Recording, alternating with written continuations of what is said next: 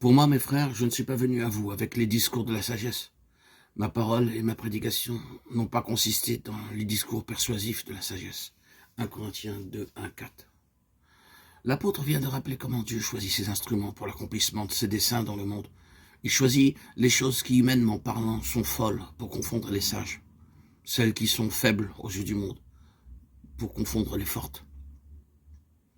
Il a choisi les plus méprisées, même celles qui ne sont point, pour anéantir celles qui sont. Et pour moi, mes frères et sœurs, en Christ bien-aimés, continue l'apôtre, c'est ainsi que je me suis présenté à vous, dépouillé de toute sagesse humaine, sans discours éloquent, faible dans la crainte et un grand tremblement, pour vous annoncer le mystère de Dieu. Mais Dieu a rendu témoignage à ma prédication en l'accompagnant d'une démonstration d'esprit de puissance. Une démonstration d'esprit, une explication d'en haut, un secours divin qui révèle le message. Si la prédication de la croix n'est pas accompagnée de cette illumination intérieure, de cette puissance de conviction de l'esprit, elle reste incompréhensible pour la raison seule qui se détourne et se donne à un autre évangile. Quoi qu'il n'y ait pas d'autre bonne nouvelle, pas d'autre évangile. Ou bien, il arrive aussi qu'une compréhension purement intellectuelle du message de la croix agisse sur la conscience comme un anesthésique, un soporifique. Parfois, enfin, hélas, la croix est matérialisée, on adore le symbole extérieur. Le message ne transforme pas, ne pénètre pas, ne s'empare pas de la vie. L'adversaire sait assez qu'il peut garder les âmes en sa dépendance sous couvert du signe de la croix. Aussi longtemps que l'illumination intérieure de l'esprit n'a pas révélé toutes les profondeurs et les richesses du message. Il n'est pas nécessaire que celui qui prêche la croix recourt aux paroles persuasives de l'éloquence et de la sagesse humaine pour que la puissance de Dieu se manifeste et rende cette prédication féconde.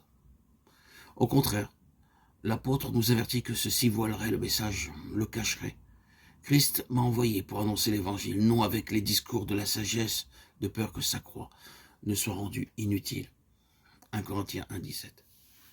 Cela expliquerait-il pourquoi chez tant d'individus la connaissance de la croix de Christ reste inutile, sans fruit, sans provoquer la transformation de la vie. Le prédicateur peut rendre inutile la croix de Christ. Quelle redoutable responsabilité! Le Fils de Dieu a livré son âme à la mort pour le salut éternel des hommes. Et ses messagers, ses serviteurs peuvent rendre son sacrifice inutile. Quelle pensée redoutable! Mais comment cela se peut-il faire? Comment la sagesse humaine peut-elle rendre stérile la prédication de la croix?